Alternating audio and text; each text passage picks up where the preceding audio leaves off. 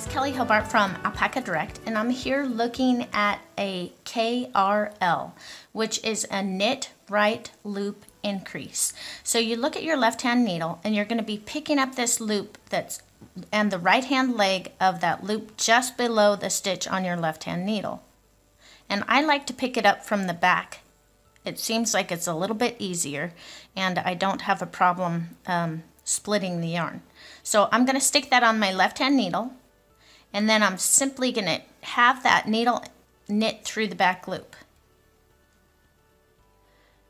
And then I will just continue on knitting with that stitch that's on my needle. And that is what a KRL looks like.